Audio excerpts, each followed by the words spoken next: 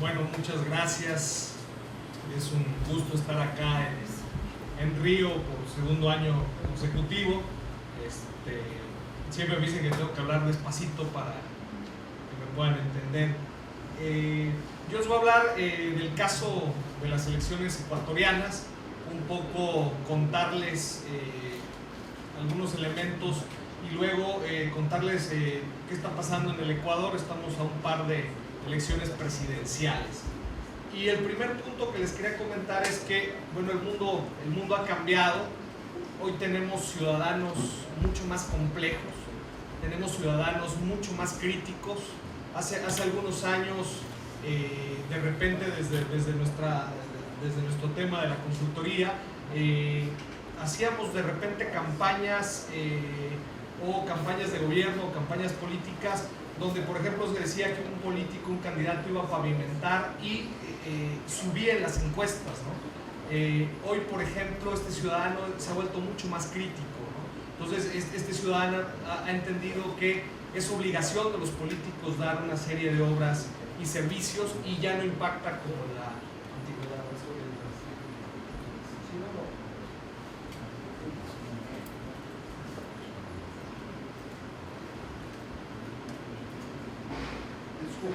No, no te preocupes, más bien gracias. Ahora sí. A la derecha, acá en la frente. Perfecto. A la izquierda. Ya, pues así me puedo bajar y contar más. Gracias, perdón. Bueno, yo creo que también hoy una sola herramienta de investigación nos sirve para entender este ciudadano complejo. Nosotros desde hace años estamos aplicando mapas mentales. De hecho, el año pasado yo contaba sobre los mapas mentales. Estamos adentrándonos en el inconsciente del elector o el ciudadano para encontrar aquellos elementos, ya sean positivos o negativos, que puede tener el político, ¿no? Entonces hemos entendido que era necesario cambiar el tipo de investigación y estamos haciendo entrevistas a profundidad que nos permiten tener un mapa mental del político, de la ciudad, de la provincia, o el perfil ideal del próximo presidente o alcalde o intendente, ¿no? También yo creo que hoy los ciudadanos cuentan con poderosas herramientas de comunicación. Yo creo que ustedes saben que hoy con el celular y con las distintas herramientas tecnológicas, el ciudadano se ha convertido también en un gran comunicador, ¿no? Y lo interesante es que, a diferencia de los políticos, el ciudadano sí ha entendido que la comunicación política desde la visión ciudadana tiene que ser mucho más creativa y más original. Y les voy a poner un video de la última elección de Estados Unidos para que ustedes vean cómo un video ciudadano es mucho más divertido que muchos videos de los propios políticos,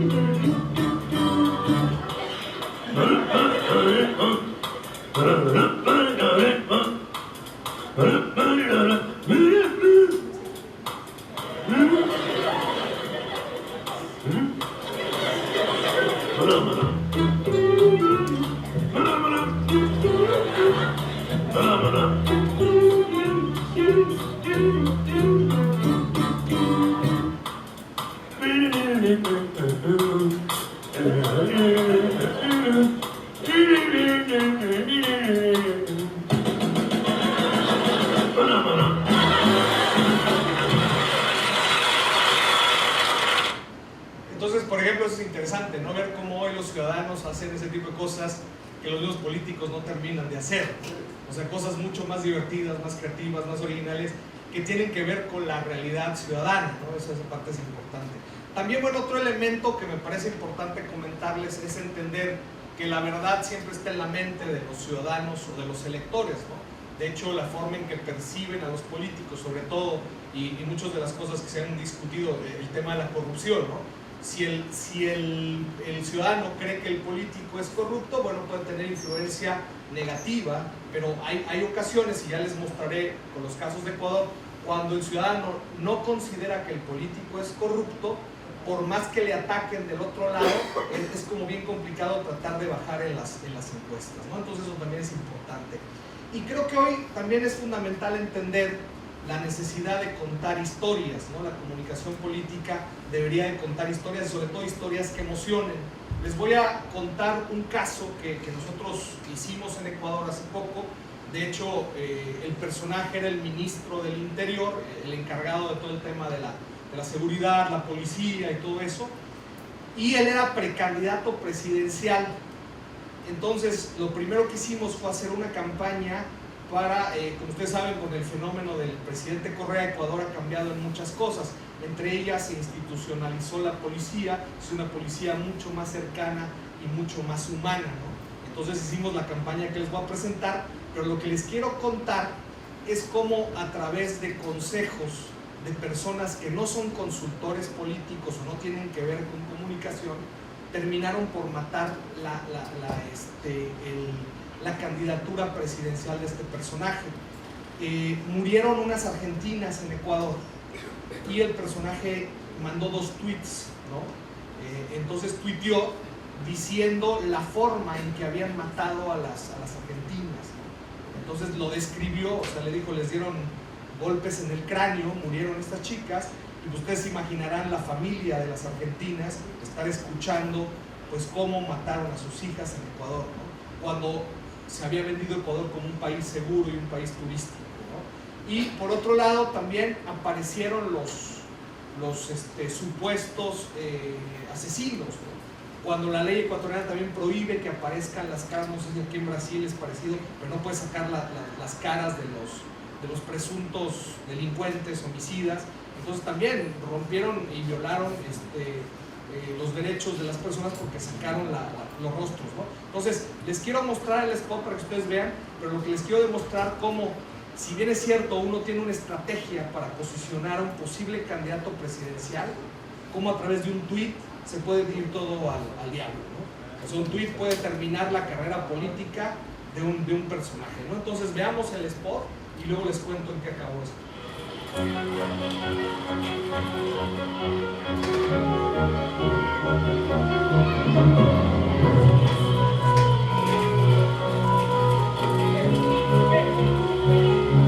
Historias de barrio.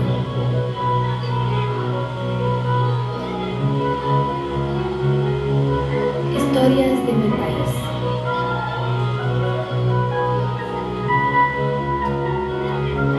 Un país más seguro.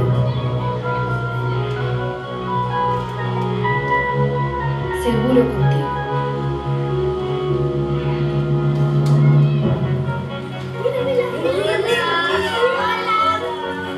¿Me ayudo? Sí, por favor.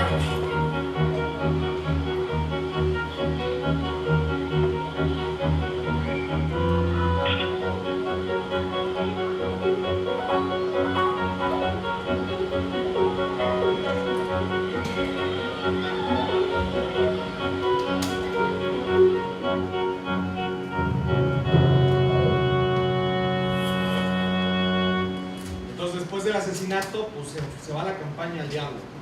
O sea, la campaña no sirve para nada porque viene el asesinato y tenemos este tweet, ¿no? Esta noche hemos aprendido a los 2 autores del asesinato, ¿no? Ahí están.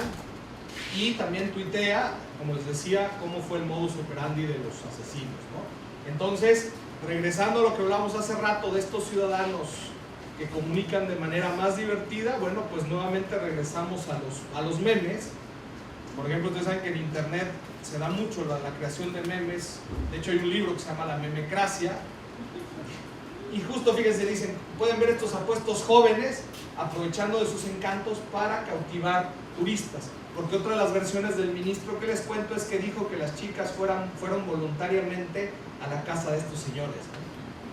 Entonces dijeron, fue culpa de las chicas porque fueron, incluso una subsecretaria de turismo, la segunda a bordo del Ministerio de Turismo, dijo, bueno, sí, les pasó eso porque eran mochileras.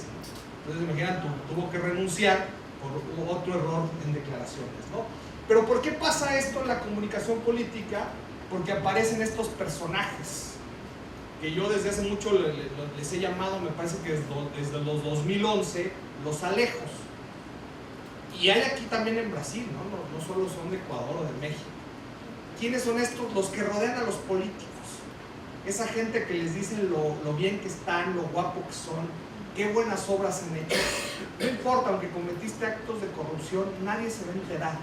Entonces esta gente le termina haciendo que cometa errores el político, ¿no? O sea, porque esta gente le termina poniendo una venda en los ojos al político. Son personajes famosos, ¿no? ¿Y por qué les puse los alejos? Porque digo, entre más consejos, vuelven a los políticos bien pendejos. No sé cuál sería la frase acá en Brasil, como muy tontos, ¿no? Porque claro, los políticos terminan haciendo caso a estos personajes. Bueno, para contarles rápidamente lo que está pasando en Ecuador, pues sobre todo para respetar el tiempo, porque creo que tenemos 20 minutos y por eso quiero ser muy breve. Pues contarles que tenemos un presidente ya con 10 años y se acuerdan que hace rato les contaba de los mapas mentales, ¿no? Entonces lo que les quiero decir es que este presidente, la percepción ciudadana ha ido cambiando.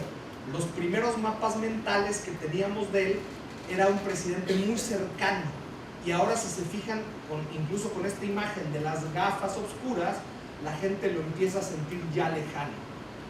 Este presidente en algún momento llegó a ser una especie de héroe ciudadano. Hoy se ha convertido ya no en un héroe ciudadano, sino también ya la gente, y sobre todo los anticorreístas, lo están viendo como un villano. Se le acabaron los villanos, ya no tiene con quién pelear. ¿Se imaginan una película de Batman sin Guasón y sin el Pingüino? Aburridísima, por ejemplo, una película así. También en algún momento fue David, hoy se convirtió en Goliat. Se convirtió en un rey, pero en un rey bueno y sabio. Se convirtió en un rey prepotente, autoritario, ¿no? Y entonces, por eso es importante la investigación que yo les decía. Y les voy a contar una anécdota. El otro día se me quedó en una revista en mi auto. Y mi hija de 10, 11 años se sube al auto y me dice, papá, ¿te puedo hacer una pregunta? Le digo, sí, porque había publicidad del gobierno con la imagen que ustedes están viendo del presidente Correa.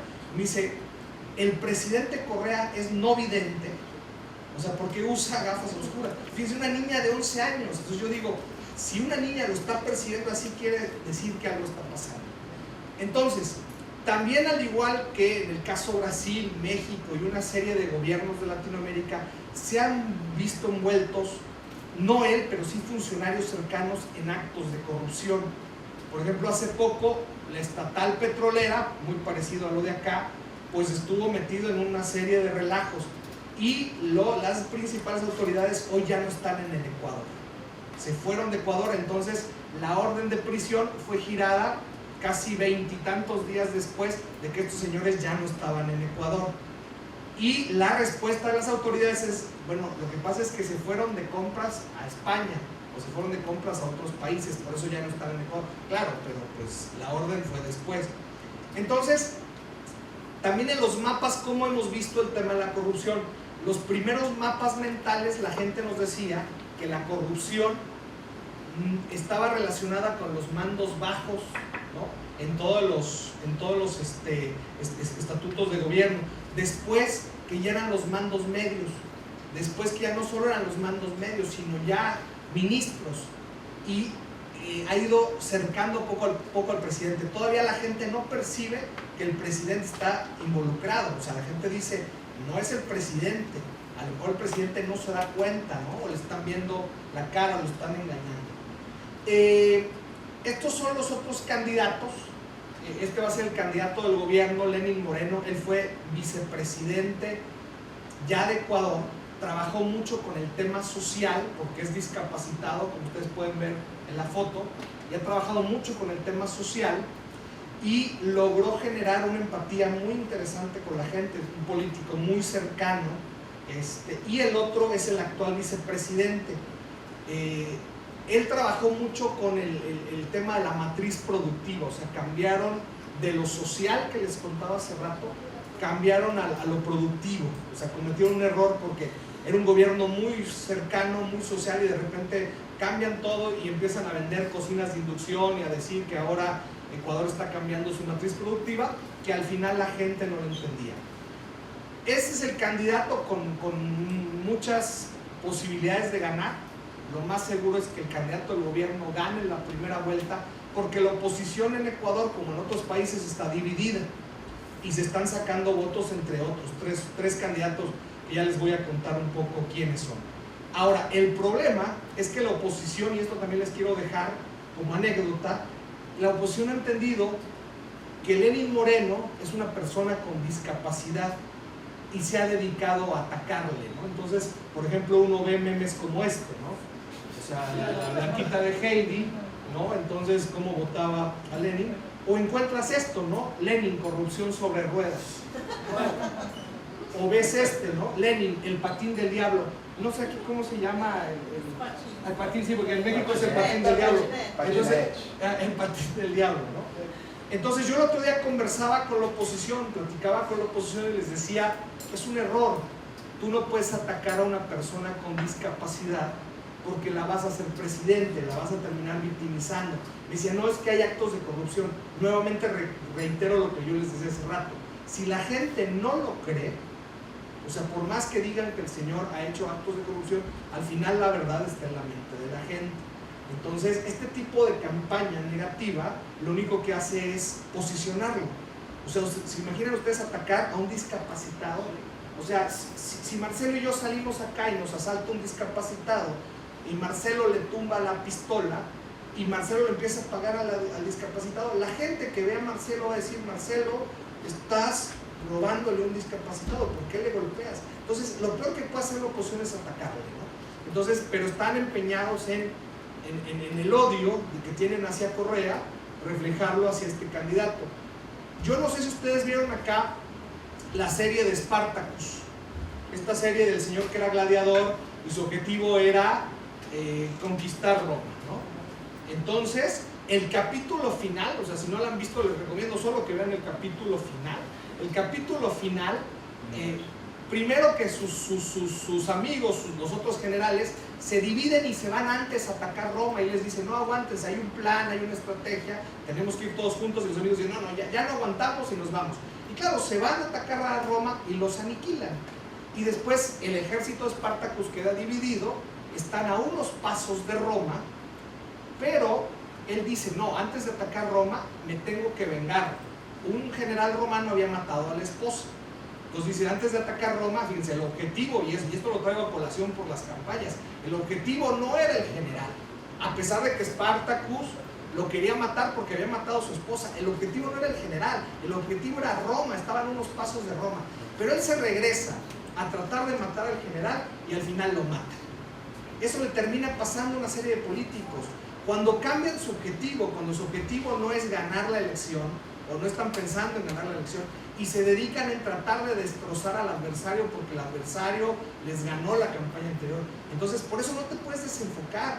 Tu objetivo y tu estrategia siempre debe estar pensada en la gente y no en el adversario, ¿no? Entonces es otro error. Otro candidato es Guillermo Lasso.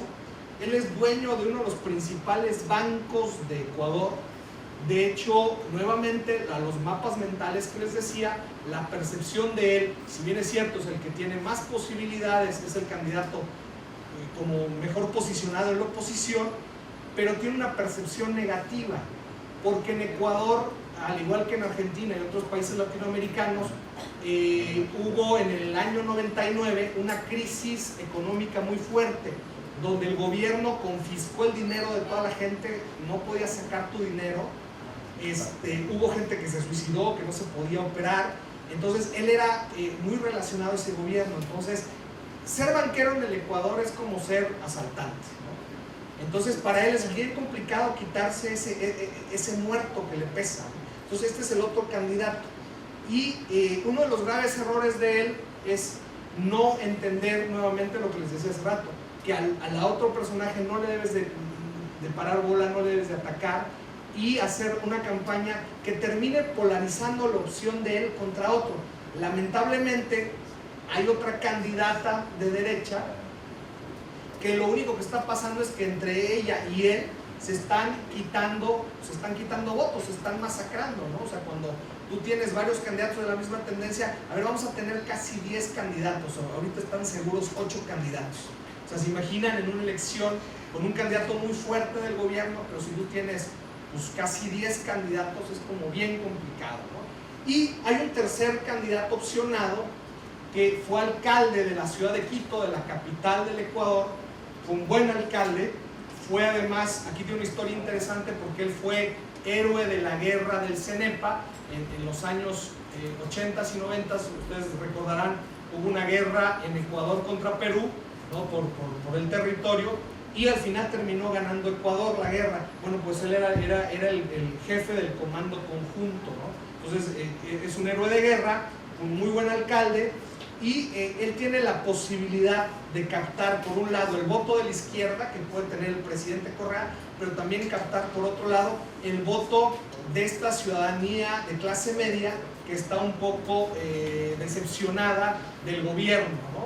Entonces esto es interesante. Y como les decía, hay una cuarta candidata que es la candidata también de derecha, que esta candidata pues lo único que está haciendo es bajarle votos al otro candidato de derecha, o sea, se está dispersando el voto. Entonces creemos que lo que va a pasar, y para ir cerrando, es que el gobierno va a ganar en primera vuelta si termina ganando con un 40% de votos, pues ya no hay una segunda vuelta. Si hubiera una segunda vuelta hoy en Ecuador, pues el gobierno perdería, porque ahí sí se unirían todos, pero lo más seguro es que no haya segunda vuelta, eso es lo complejo. Va a ganar el gobierno en primera vuelta, porque entre los otros candidatos, como les contaba, se están quitando votos entre ellos, ¿no? Y para ir cerrando, esto me parece importante también dejarles este concepto, entender que las grandes ideas detrás de las campañas y de la comunicación de gobierno tienen que ser o estar basadas en una estrategia, o sea, y no pueden ser solo publicitarias, ¿no? A veces cometemos el error desde la consultoría política o desde la comunicación de creer que una campaña publicitaria lo puede arreglar todo, y no es cierto, ¿no? O sea, yo creo que mucho más que un spot, una cuña, un buen eslogan, hay que entender que detrás de todo ello debe de existir una estrategia. Porque si no existen estrategias, pues les puede pasar lo que vimos con el tema del ministro, ¿no? Cuando tienes el consejo de un Alejo o de una persona que no es profesional o no es técnico, pues ahí está el resultado de lo que les contaba, de lo que pasó con el ministro, de creer que una frase o de creer que era oportuno salir a venderte como el super policía que resolviste en un par de horas el caso de las turistas argentinas y ya tienes a los asesinos, cuando ustedes saben, se está brincando el juicio, se está brincando una investigación, o sea, el fiscal del Ecuador queda como tonto porque dice, bueno, no ha habido el debido proceso, ¿no? Entonces sí es importante entender que siempre detrás de todo de la comunicación debemos de pensar en el tema estratégico, y después la publicidad, las distintas piezas ya forman parte de una estrategia, ¿no? Pero la comunicación política debe ser estratégica. Bueno, pues les doy las gracias para darles paso a mis compañeros de panel, y si quieren después con todo gusto podemos conversar. Fue un gusto compartir con ustedes rápidamente un panorama de lo que está pasando hoy en Ecuador, de lo que puede pasar, y un poco el análisis del perfil de los candidatos, ¿no? Entonces quedo al rato para preguntas de parte de ustedes, ¿no? Muchas gracias.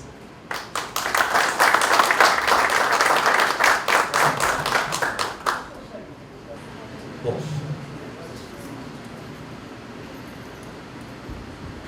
eu vou apresentar para vocês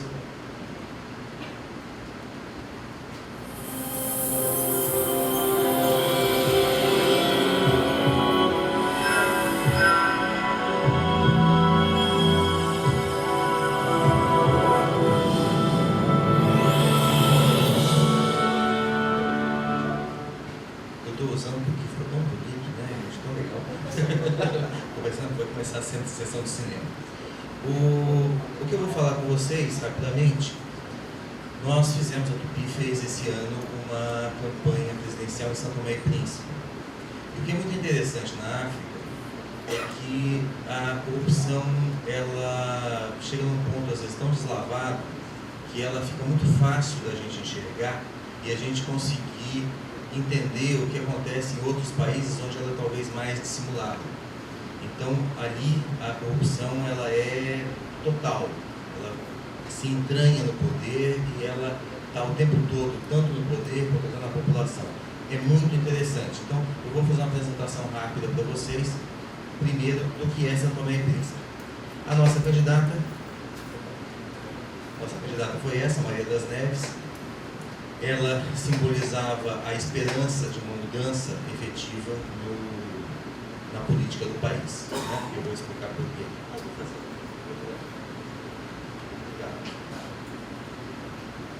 São Tomé e Príncipe. São Tomé e Príncipe são duas ilhas, eu brinco que é uma ilha pequena e outra menor, que fica no Golfo da Guiné. Tá? Dando um zoom, vocês vão ver aqui as duas ilhas, né? Então as duas ilhas pequenas ali, que são aproximadamente, são a 500 km de distância uma da outra e a 500 km da costa. Ou seja, elas são muito separadas de tudo. A população em si não consegue sair de lá, porque é muito caro sair daí. Então, é tudo muito local da população pobre e tudo muito ligado à Angola, ao Gabão e à Europa para quem tem dinheiro. Então, você tem uma diferença muito grande entre ricos e pobres e não há nada entre uma coisa e outra.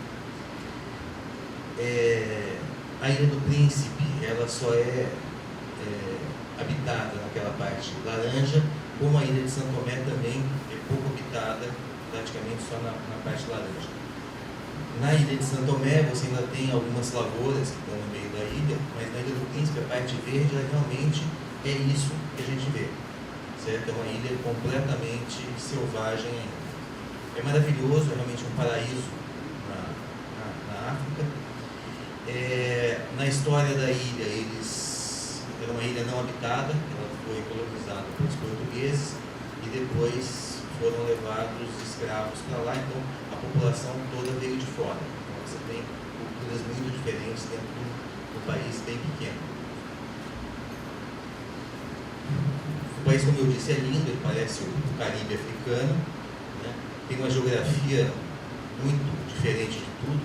Mostrei aqui de exemplo para vocês, aquele é o Pico do Cão Grande, é uma rocha de 650 metros, né? Estreita, ela é muito interessante, quer dizer, vai gente do mundo todo para fazer escalada, para tudo. Então, é um país que você vai ver sempre essa divisão entre gente muito pobre e gente realmente muito rica. Então, é um país pobre, porém, é um país com um capricho muito grande. Você vê as pessoas, tudo é muito limpo, tudo é muito organizado. As pessoas fazem essas casas de madeira, é impressionante. Eu fiquei impressionado com a quantidade de madeira que eles usam nas casas e descobri que na verdade eles escolhem um terreno, cortam uma grande árvore e cortam as tábuas todas da árvore e fazem a casa. São de uma habilidade fantástica e veja o capricho. Toda a casa tem uma varandinha na frente, então eles fazem a casa com muito capricho, são muito simples, mas porém muito dedicados e muito educados. É um povo realmente muito interessante. No final do material eu vou mostrar para vocês isso, elas terem que buscar água todo dia e lavar a roupa na beira do rio todo dia. Tá? A população sofre muito, com muita carência, né? Com muita pobreza. Eu falo assim, é um país pobre, mas não miserável. Você não tem miséria, você tem pobreza ou falta de tudo, mas você não tem guetos e coisas assim.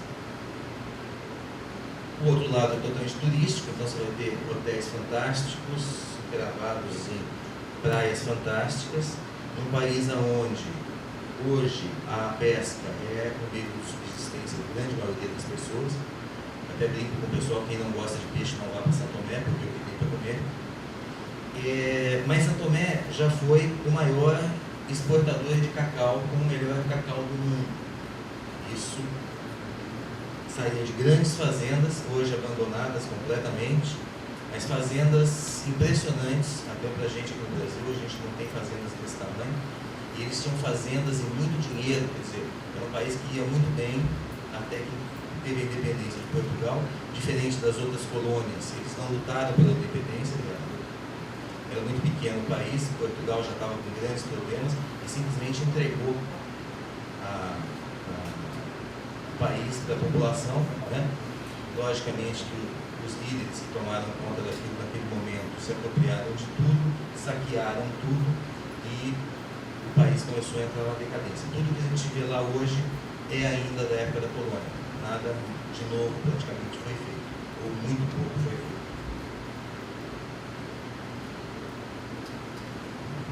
Esses eram os 3 principais candidatos. Na eleição de 2011, quando nós fizemos a campanha, chegaram a ter 18 candidatos.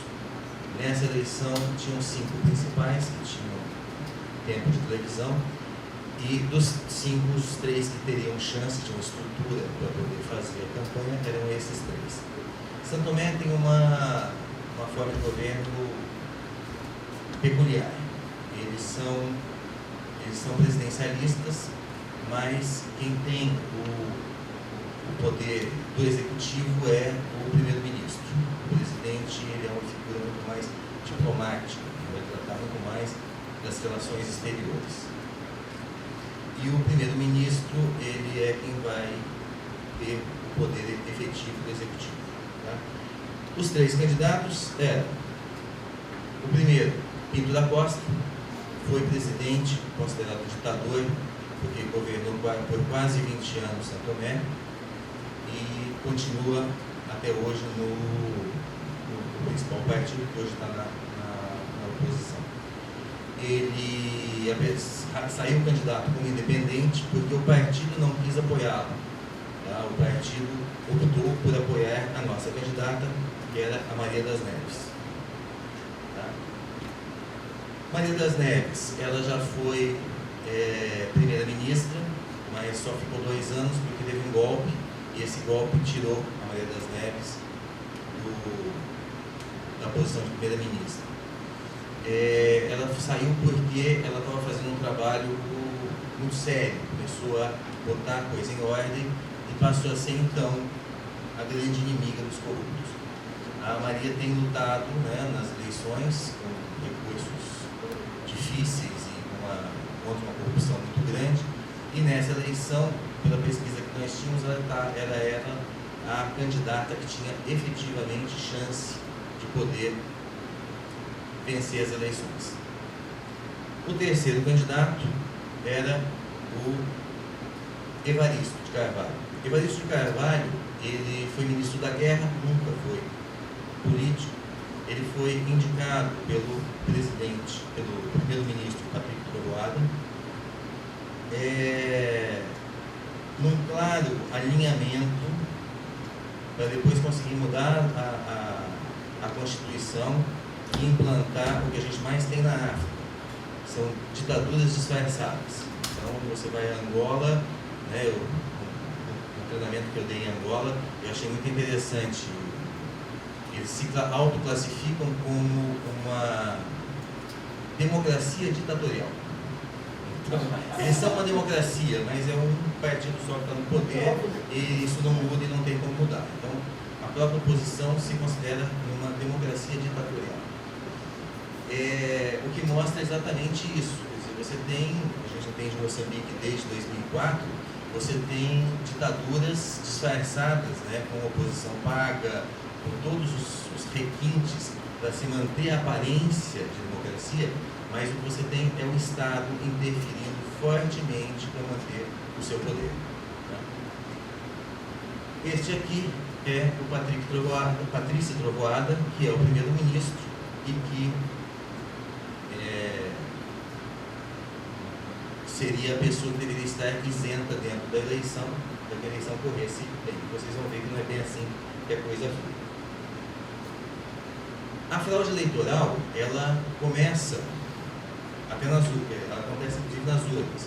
A gente teve casos de urnas já cheias de voto, você tem casos de urnas que são queimadas, você tem casos da polícia impedindo que as pessoas vão votar.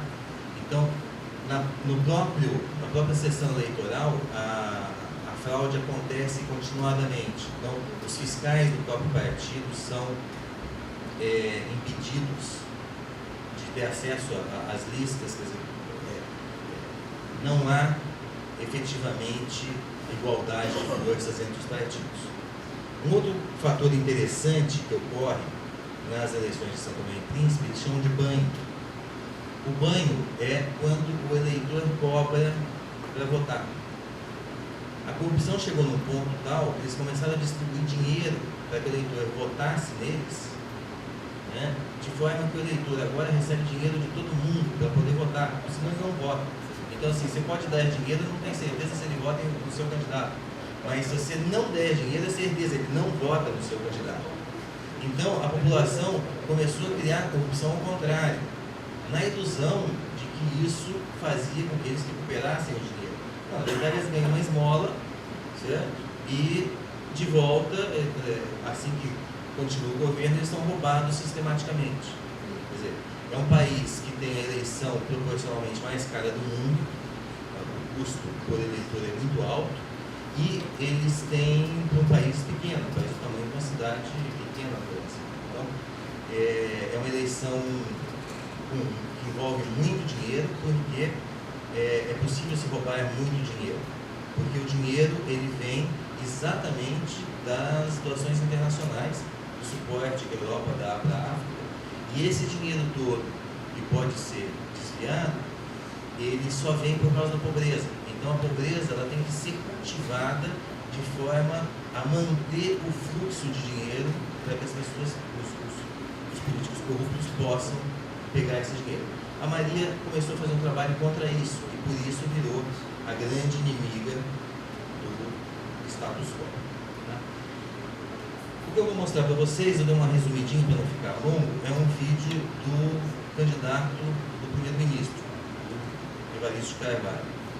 Vocês vão ver algumas coisas, quer dizer, em todo o discurso do programa de televisão deles, eles estão dizendo que só o Evaristo pode ser a solução, porque só ele vai trabalhar bem com o primeiro-ministro. O próprio primeiro-ministro aparece, vocês vão ver que é até pitoresco isso, porque ele começa o programa, entra um jingle do primeiro-ministro, falando tudo que o primeiro-ministro fez, e depois o primeiro-ministro vai aparecer também e vai dizer que o Evaristo não é a solução e que a Maria das Neves não é a solução. Desculpe, que o Pinto da Costa não é a solução, que a Maria das Neves não é a solução, e que só o Evaristo pode ser a solução, porque só ele vai conseguir trabalhar com o governo. Então ele faz uma chantagem, certo? Ilegal, porque ele não poderia aparecer na televisão apoiando nenhum candidato. Ele faz isso. Ele faz isso até o dia da véspera da eleição, aonde ele vai numa série de inaugurações, aonde ele leva, por exemplo, ele tem uma série de ruas para ligar a luz, ele liga a luz numa rua, certo? Ou ele entrega chapa de zinco para o pessoal poder arrumar as casas, certo? 10% do que o pessoal precisa, e diz, só virá o resto se o meu candidato for eleito. Então ele faz uma chantagem direta no palanque. E isso passa completamente sem nenhuma retaliação, nada contra ele. Por quê? Porque lá quem escolhe todo o Supremo é o primeiro-ministro. Quem escolhe o comitê eleitoral é o primeiro-ministro. Então todo mundo é aparelhado por ele. Então você sente, você vai ver isso, que não há nenhuma ferramenta que se possa utilizar para tentar coibir essa corrupção. Vou passar o filminho para vocês. Este povo que confia, São Tomé e Príncipe está contigo. És o único que vais deixar esse governo trabalhar. E o povo quer, e o povo precisa, um presidente como você. Esse Evaristo chegou, todo mundo aqui tá, o chapéu vai no ar. Todos os governos eleitos pelo povo têm uma missão e precisam levar avante o seu programa de governação. Por isso, os governos precisam de um presidente que respeite o seu programa, que caminhe com o governo para o bem-estar da população.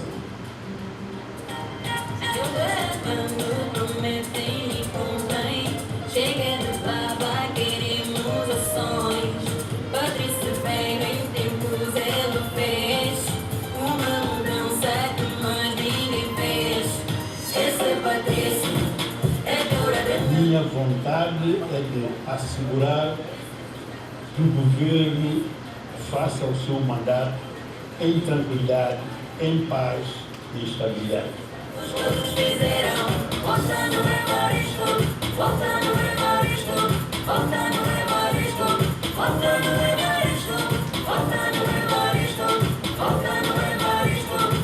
Vota no segundo quadrangular. Vota Evaristo Carvalho, um novo presidente.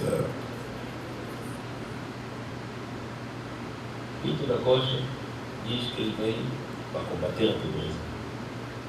Pinto da Costa teve uma oportunidade muito boa de combater a pobreza. Foi 15 anos.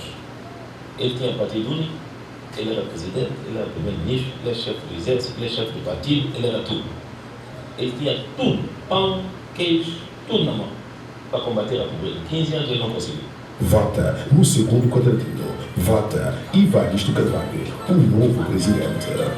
Mas as mesmas pessoas que vocês mandavam para casa, as mesmas pessoas estão aqui a apoiar essa senhora. Qual é o objetivo? Ela fazer caminho para eles entrarem no poder de novo. E esse caminho não vai ser um caminho de estabilidade, não vai ser um caminho de paz, vai ser um caminho de confusão. Este povo te confia, Santo Meio Príncipe está contigo. És o único que vai deixar esse governo trabalhar. E o povo quer, e o povo precisa um brasileiro de você. Essa! Bom, como vocês viram, o primeiro-ministro vai à televisão, ele fala mal dos dois candidatos, isso foi uma constante durante toda a campanha. No caso da Maria era muito interessante porque ele nunca falou o nome dela, ele sempre falava esta senhora, né? Então ele não falava o nome dela, mas o Pinto da Costa ele não se continha e falava o nome. Então a coisa foi, a nossa pesquisa realmente mostrava a Maria o tempo todo na frente e, para nossa surpresa, às 10 da noite, na apuração, a Maria bem à frente, ela tinha mais do que a soma dos dois outros candidatos, dá um apagão na contagem, a contagem retorna às 2 da manhã, já com o Evaristo na frente. Aí a coisa vai, o Evaristo vai, até que o Evaristo ganha no primeiro turno, 50,01%. Então, por 0,1% ele ganha no primeiro turno. Quando ele ganha no primeiro turno, já consagrado, está aqui de novo, né? Eleito presidente, 50,1%. Começa, logicamente, uma gritaria do pessoal, dos outros dois, porque a contagem não tinha nada de realista, tá? E acusações de um atentado à democracia de Santo Tomé e Príncipe. Maria das Neves e Pinto da Costa entram com um pedido de impugnação das eleições no tribunal, tá? Que nunca foi respondido. Então, é muito interessante porque eles entram com um pedido e a resposta simplesmente é: as eleições foram livres e justas. Acabou-se. Então, eles acusam, né, o governo de fraude eleitoral. A Comissão Eleitoral reconta os votos, depois de muita pressão, e chega na conclusão de que ele não tinha ganho no primeiro turno. Tá? Então eles voltam atrás, né, e dizem: Evaristo pode não ter ganho as eleições. O primeiro-ministro continua rejeitando que tenha havido qualquer fraude, que foi um engano, né? E sai o resultado oficial do primeiro turno. Ele fica com 49,88%. Tá? Então, não deu jeito naquela conta.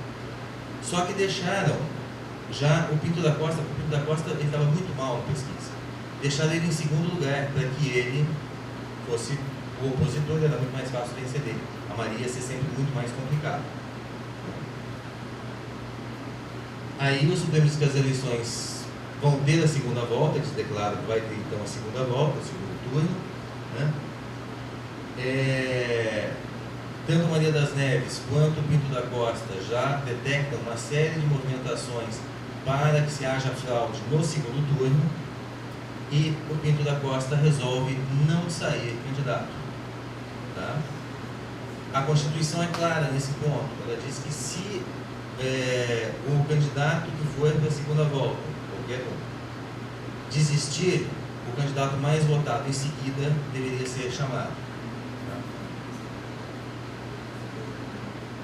A Maria das Neves não é chamada, mantém o Pinto da Costa, dizem que ele desistiu, então a eleição prossegue para segundo turno, certo? Só com um candidato. Tá? Está na Constituição claramente, isso foi dito. A Comissão Eleitoral não teve nem sequer a decência de responder alguma coisa. Receberam a queixa e simplesmente deixaram a queixa dessa forma. Então, vai ter só um candidato, como efetivamente teve. Isso segue, né? A ONU começa a ficar muito preocupada com o que está acontecendo em São Tomé. Então, o representante da ONU vai lá para conversar com os candidatos, porém nada acontece. Como diz a manchete, tudo fica dito pelo não dito. É muito interessante porque havia lá também os observadores da União Africana, liderados pelo Armando Guebuza. Armando Guebuza foi nosso opositor em 2004, numa eleição em Moçambique, onde houve muita fraude. Então eles pegaram um especialista em fraude e botaram como presidente da Associação Africana e os observadores para as eleições. Então, é isso que você tem, quer dizer, a coisa vai ficando tão contaminada que nem os órgãos externos conseguem ter. Todos os órgãos sérios são proibidos de entrar nesses países para fazer a apuração de eleição. Então, não há acompanhamento de eleição por eles. A posse é feita do Evaristo, certo? E os jornais noticiam isso, também não dá nenhum resultado, certo? Que o Patrício Trovoada faz uma democracia e faz de conta. Nossa candidata, então, derrotada, diz que vai continuar defendendo a população, mesmo sem o mandato presidencial.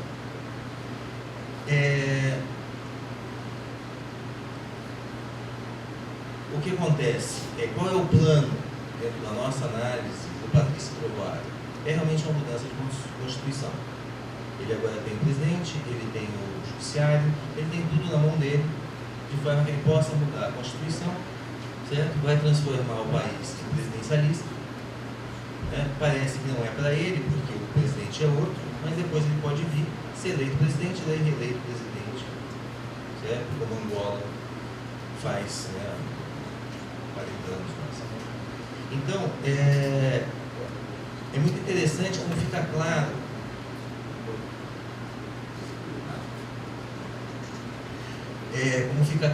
como o Estado, o peso do Estado, se ele não tiver uma observação internacional decente, ele simplesmente não vai conseguir mudar. Por quê? Porque as leis são ignoradas, quem deveria vigiar por isso é ignorado, e a única saída que você tem, você só acaba tendo duas possibilidades. Uma, vai ficar tudo como está, certo? E a segunda seria você ter uma insurreição num país que não vai ter isso, porque é uma população muito pacífica. Então, São Tomé está, a princípio, condenado a uma ditadura disfarçada, a não ser que a ação da Maria das Neves agora junto à ONU, que é uma conversa continuada, consiga reverter isso. Moçambique, a gente tem conseguido essa reversão, quer dizer, cada vez mais há um olho internacional, principalmente da ONU, em cima das eleições, mas Moçambique é um país maior, é um país com mais dinheiro, então São Tomé vai sofrer muito com isso. E eu vou fechar para vocês, os 5 minutos que o Sérgio me deu, mostrando um filme que a gente fez para Maria, que mostra a que ponto a pobreza pode chegar a atingir as pessoas no mais básico que elas têm na vida. Então vai mostrar o que é a luta das mulheres e das crianças todo dia de manhã buscando água, porque não há água nas casas. Então as pessoas vão a pé, crianças levando às vezes 20 quilos na cabeça de água, para que as pessoas possam ter água. Um povo, como eu disse no começo, é um povo extremamente limpo, extremamente cuidadoso, você não vê mau cheiro nas pessoas nunca, e a gente sabe que para que eles mantenham a roupa lavada, possam tomar banho, é uma luta muito grande, porque eles têm que ter muita água para isso, eles têm que buscar toda essa água de forma braçal. Vocês vão ver, é bem bacana esse material. Vai mostrar como que acontece no dia a dia deles. A Maria fala um pouco sobre a água, é legal para vocês verem a pessoa maravilhosa que ela é. E em seguida vai ter uma mulher cantando, que no dia da gravação foi muito interessante. Os câmeras estavam gravando e daí uma das mulheres começou a cantar em língua tradicional. Porque apesar do português ser a língua oficial, há as línguas tradicionais que são as primeiras línguas das pessoas. E os câmeras rapidamente conseguiram gravar, ficou linda a cena, e o que ela diz em língua tradicional é que nós precisamos ajudar a Maria, certo? Porque ela é uma mãe, e a mãe é quem cuida da gente, certo? E a mulher ajuda a mulher, certo? Até na hora da morte.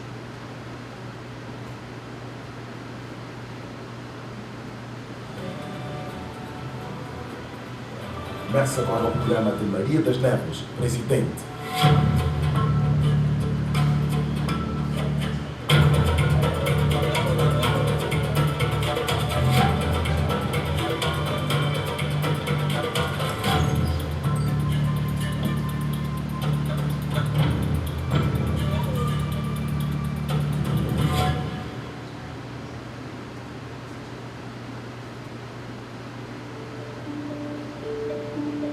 Todos os dias, milhares de santomenses despertam muito cedo para conseguirem água.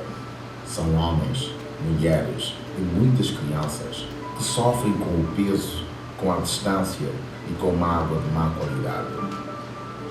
Muito embora as estatísticas digam que quase toda a população do nosso país tem acesso à água, os números não contam a verdadeira história de sofrimento em que vive a maioria da nossa população em busca do recurso mais preciso em nossas vidas.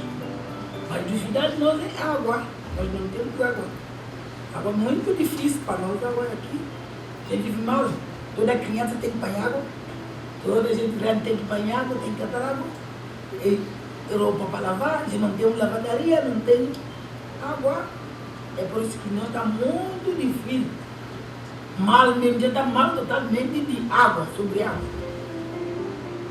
Quando vemos todas as dificuldades que essas pessoas enfrentam no seu dia a dia, e quando falamos em acesso à água em Santo Tomé e Príncipe, é preciso esclarecer que não há falta de água no nosso país, mas sim falta de estruturas e planeamento para que essa água abundante possa chegar até as pessoas com facilidade e qualidade. Isto significa que está nas mãos dos governantes trabalhar por uma solução. E sei que tenho condições de, na qualidade de Presidente da República, dar um contributo importante para resolver este problema através da minha magistratura de influência. A Presidente da República precisa ser a voz do povo e a consciência da população. E é assim que será o meu governo, com diálogo e concertação permanente, com respeito e com muito trabalho, porque Santo Tomé e Príncipe precisa avançar. Ele manda o anúncio, do cavalação a voto. peixe. Uma mana casura mola até já de noite. Na hora de votar para presidente, conte 1, 2, 3 e faça um X no terceiro quadradinho. E a Casneves é o número 3.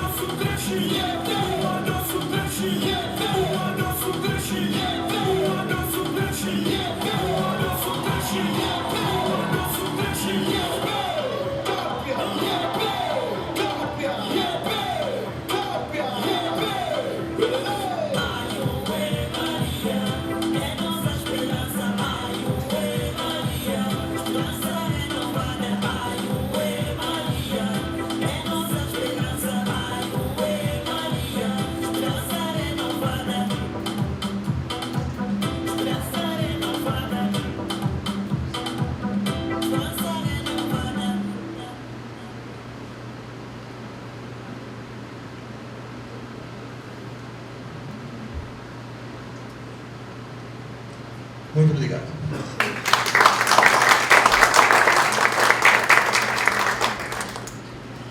Muito boa tarde a todos. Mais uma vez uma honra estar aqui no Rio de Janeiro, sendo como anfitrião o professor Marcelo Serpa e podendo falar em nome da LACOP e em nome da Politicom. Acho que eu vou ficar desse ladinho aqui que é melhor. Na verdade, eu queria assim, agradecer a vinda do Alfredo Dávalos, nosso presidente, veio do Equador, chegou aí super tarde depois de uma viagem bem longa, né? Enfim, e até recuperar um pouco o fôlego, né, de ver a campanha de São Tomé. Para mim ela tem um sabor especial, porque participei do processo todo, então quando a gente vê esse tipo de impacto que a questão da corrupção tem nos processos eleitorais, a gente acaba entendendo como é importante e como é precioso a gente defender a democracia, né? Quando a gente pega um Estado democrático incipiente como é São Tomé e Príncipe, vê hoje o Brasil como está, acabando de sair de eleições aí muito peculiares, o quanto é importante a gente se posicionar dentro da defesa desse processo. A minha fala, ela é muito rápida, tá? Até porque depois de ter uma fala que vocês tiveram aqui com o professor Evandro de manhã, falando sobre o voto no ninguém, né? O não voto, e que eu acho que é o grande enigma aí para a gente decifrar a partir dessas eleições. Então, assim, eu não teria coragem de me aprofundar nesse tema. Eu queria só trazer alguns questionamentos, porque eu acredito que a gente vai gastar aí um bom tempo agora, depois dessas eleições, fazendo uma série de análises mesmo, para tentar entender o nosso processo, o nosso momento atual. Eu gosto muito, acho que a gente comentou isso, o pessoal que participou da oficina, eu sempre cito essa passagem do Canclini aqui, porque eu acho que ela representa muito o nosso momento atual, né? Hoje nós somos consumidores do século XXI, mas cidadãos do século XVIII, porque essa é a relação que nós temos. Nós temos uma relação com marcas, produtos e serviços do século XXI. Né? A gente baixa um aplicativo, pede Uber, paga a conta, vai no banco, compra coisa no Mercado Livre, no dia seguinte está na sua mão, e se você não gostou do produto, você reclama, vai lá, desclassifica aquela empresa, aquela marca, mas essa relação a gente não tem com o Estado, com os governantes, com os políticos, enfim. Então, em primeiro lugar, eu vou trazer assim, pinceladas de pensamentos e nenhuma conclusão, talvez no bloco das perguntas e respostas a gente consiga amarrar um pouquinho mais essa questão. Mas o importante é deixar claro o seguinte: primeiro que tem um abismo, então, entre o mesmo ser humano que é o consumidor e o mesmo ser humano que é o cidadão, quer dizer, a maneira como ele recebe os serviços e os produtos e os serviços públicos. Então, em primeiro lugar isso, né? O mesmo cidadão, ele enxerga as duas questões de uma maneira completamente diferente, né? Segundo, porque nós viemos aqui para falar um pouquinho sobre a questão da corrupção e das eleições.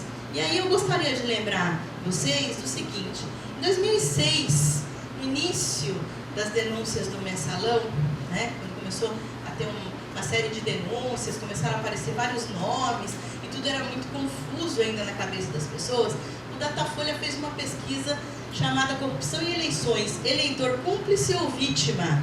Foi muito interessante essa pesquisa, porque 75% dos brasileiros, né, segundo esse estudo, naquela época afirmavam, né, admitiam que seriam capazes de cometer irregularidades em cargos públicos. Por quê? Porque naquele momento não havia na cabeça desse cidadão e desse eleitor uma relação direta entre corrupção, né? Quer dizer, o dinheiro desviado da corrupção, ele vai impactar na saúde, na educação. As pessoas não viam isso. E se tentem lembrar um pouquinho para trás, era muito difícil você falar com um cidadão médio sobre esse tipo de relação.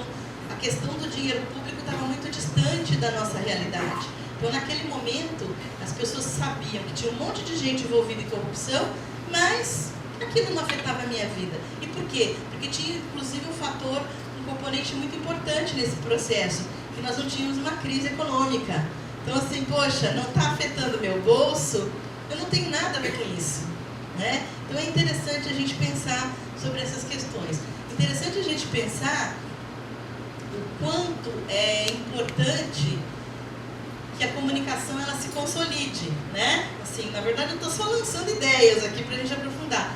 Por quê? Aí eu me recordo também de um caso que aconteceu em 2006, né? Vocês lembram da Ângela Guadagnin? Inclusive, a Ângela Guadagnin é da nossa cidade, então a gente tem, assim, conhece muito bem a história dela, né? O que aconteceu aqui? Ângela Guadagnin é uma senhora respeitadíssima, uma pediatra, na época era uma deputada, uma pessoa com uma carreira, uma trajetória muito tranquila dentro do próprio PT. E o que aconteceu naquele momento? No início do escândalo do Mensalão, a gente tinha muitos nomes sendo lançados, um monte de notícias, e a população não entendia muito bem o que estava passando, né? Então era difícil fazer a relação entre a corrupção e determinados políticos. E a Ângela Guadagnin deu de bandeja essa relação, né? Porque no momento que ela foi lá dançar no plenário, e as pessoas começaram a apelidar isso de dança da pizza, ela criou uma imagem que era fácil das pessoas compreenderem. Aquilo era fácil de compreender. E isso teve um impacto, principalmente na carreira dela, primeiramente na carreira dela, né? A Ângela Guadagnin, de deputada federal, no próximo pleito, ela se elegeu muito mal, assim, raspando vereadora, e esse ano ela nem conseguiu se reeleger como vereadora. Então, assim, olha o declínio da questão. Mas por que eu trouxe a imagem da Ângela? Porque a Ângela foi uma primeira pessoa que conseguiu fazer esse link de fácil entendimento, né? Então, aqui a gente tem até aqui, né? Famosa pela dança da pizza, a petista não se reelege em São José dos Campos. E outra coisa também, né? Nós vamos terminar falando um pouquinho sobre isso, a questão assim, o PT virou uma marca da corrupção, porque foi batido em cima disso. Apesar de vários outros partidos estarem envolvidos dentro do processo, o ônus acabou caindo, né? Quer dizer, assim, a comunicação foi muito eficiente em linkar PT com a corrupção. Então, assim, em todas as pesquisas que nós fizemos nos redutos eleitorais onde a gente trabalhou esse ano, nas pesquisas passadas, quando você faz avaliação de imagem de partido, é absurdo. 5% rejeita esse partido, 2% rejeita aquele. Esse ano, você tinha em alguns lugares, assim, 30% rejeitam o PT, sim, rejeitam a sigla PT, né? Justamente porque esse link foi sendo construído ao longo de todo esse processo das denúncias, né? Outra coisa interessante para a gente pensar, quando o oráculo mor da internet, que é a Wikipedia, né, classifica a corrupção no Brasil, né? Ó, o que é corrupção no Brasil? Aí a descrição é assim: a corrupção no Brasil afeta diretamente o bem-estar dos cidadãos brasileiros quando diminui os investimentos públicos na saúde, na educação, na infraestrutura, na segurança. Quer dizer, assim, ali você já tem, na própria descrição do oráculo, onde todo mundo pesquisa na internet, você já tem essa relação. Corrupção é falta de saúde, de educação. Então, assim, esse tema começou a ficar muito claro, né? Essa ligação começou a ficar muito clara na cabeça das pessoas de maneira geral, né? Então, pulando o próximo capítulo. Castells tem um estudo, acho que a gente comentou um pouquinho sobre isso ontem, um estudo gigantesco, acho que é um trabalho aí de quase 900 páginas, onde ele pesquisou durante 40 anos a relação de comunicação e poder. E tem uma das passagens dele que diz, que prova ali, através de uma série de dados, a questão de que quanto mais uma sociedade vive o processo do escândalo, né? E no caso o Brasil viveu isso aí fortemente nos últimos tempos, quanto mais vive-se esse momento do escândalo, mais as pessoas rechaçam a política e os políticos. Então é muito interessante essa relação. Isso também pode vir a explicar aí muitas das questões do momento que nós estamos vivendo agora. Por quê? Porque como o professor Evandro deve ter aprofundado com vocês de manhã, né? A gente tem aqui até nas manchetes. Essa aqui é uma notícia fresquíssima, né? Estava no UOL de ontem. Então, assim, espetáculo de corrupção afasta eleitor da política e aumenta a abstenção. Então, assim, essa relação ela é muito clara, inclusive tem estudo científico sobre isso. Então, eu acho que poderia ajudar a gente aí nessa questão. E aí é que a gente tem a questão do não voto, né? Considerando-se os votos brancos, nulos e abstenções, em 2012 a gente tinha 26,5%, né, desse eleitorado, e hoje, em 2016, 32,5% aí do eleitorado. Então, é muito importante a gente deixar bem clara essa relação, porque estamos vivendo, né, uma nova era na política e, consequentemente, na comunicação política. Eu acho que o Alfredo abriu o bloco dele falando sobre isso mesmo. É 5 minutos mesmo. O Alfredo abriu o bloco dele falando sobre um eleitor que hoje é muito mais crítico e um eleitor que, como nós também comentamos ontem na oficina, é um eleitor que ele é produtor de conteúdo, né? Um simples like numa publicação significa que ele está concordando aprovando determinado conteúdo. Então isso sem contar os inúmeros vídeos, as inúmeras publicações que as pessoas hoje em dia conseguem postar. Então nós estamos diante de um grande desafio. Nós todos que estamos aqui, de alguma maneira, estamos envolvidos com a questão da comunicação política, seja trabalhando em campanhas eleitorais ou em comunicações de governo, seja pesquisando a área para nos dar subsídios para esse trabalho, seja de múltiplas maneiras. Todos nós estamos relacionados com essa questão. E estamos numa encruzilhada bastante grande. Como vai ser o futuro da comunicação política daqui para frente, sendo que esse fenômeno no Brasil, agravado no Brasil, ele não é um fenômeno só brasileiro, ele é um fenômeno mundial. Então aí eu gostaria só de fechar esse monte de pinceladas de raciocínio, vamos dizer assim, relembrando também a fala do professor Marcelo Serpa aqui, de que ontem nós tivemos uma reunião muito interessante, onde nos colocamos de uma maneira em que nós também, acima de tudo, somos cidadãos. Então, assim, é óbvio que como profissionais de comunicação, poderemos trabalhar em inúmeras campanhas com as regras do jogo que existirem. Porém, como cidadãos, nós não podemos nos isentar do debate de que é preciso agora colocarmos em xeque o seguinte: qual é o nosso papel como profissionais de comunicação política na hora, inclusive, de apresentarmos os nossos candidatos, de ajudarmos os nossos candidatos a montarem seus planos de governo, seus planos parlamentares? Quer dizer, qual é o nosso papel dentro desse processo todo? Então, na verdade, assim, eu termino meu painel, minha fala, mais lançando uma pergunta e me colocando à disposição para a gente depois aprofundar esse debate no próximo bloco. Tá bom? Cumpri o tempo, professor? Perfeitamente. Aí, obrigada.